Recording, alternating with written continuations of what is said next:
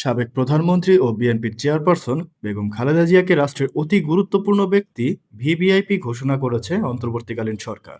কাউকে ভিভিআইপি ঘোষণা করলে কি হয়, তিনি কি কি সুবিধা পান তা নিয়ে অনেকের মধ্যে কৌতূহল দেখা দিয়েছে। আসুন জেনে আসি। রাষ্ট্রীয় প্রোটোকল ও নিরাপত্তা নিশ্চিত করতে বাংলাদেশ সরকার গুরুত্বপূর্ণ নাগরিকদের তিনটি প্রধান ক্যাটাগরিতে বিভক্ত করেছে। সেগুলো হলো ভিভিআইপি অর্থাৎ very very important person, VIP অর্থাৎ ভেরি ইম্পর্টেন্ট পারসন এবং সিআইপি অর্থাৎ কমার্শিয়ালি ইম্পর্টেন্ট পারসন।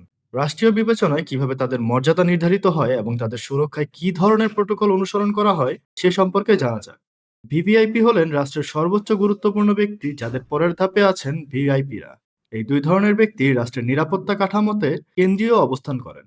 যেসব ব্যক্তির অবস্থান, দায়িত্ব ও মর্যাদার দিক দিয়ে বিশেষ গুরুত্ব বহন করেন এবং যাদের নিরাপত্তাহীন হলে দেশ ও জাতির গভীর সংকটে পতিত হয়, ভিভিআইপি এবং ভিআইপি হলেন তারা। সিআইপি নির্ধারিত হয় জাতীয় রাজস্ব বোর্ড এনবিআর দ্বারা। ব্যবসা বাণিজ্যে অসামান্য অবদানের ভিত্তিতে প্রতি বছর নির্দিষ্ট সংখ্যক ব্যক্তিকে এই মর্যাদা দেওয়া হয়। এই বিশেষ শ্রেণীবিন্যাসের মাধ্যমে তাদের নিরাপত্তা, সুযোগ সুবিধা ও রাষ্ট্রীয় সম্মান নিশ্চিত করা হয়। কারা পান ভিভিআইপি মর্যাদা?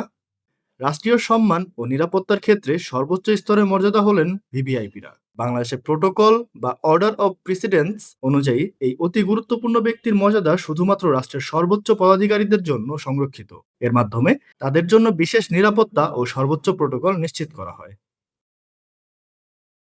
টেস্ট রিপোর্ট, বেতার কেন্দ্র।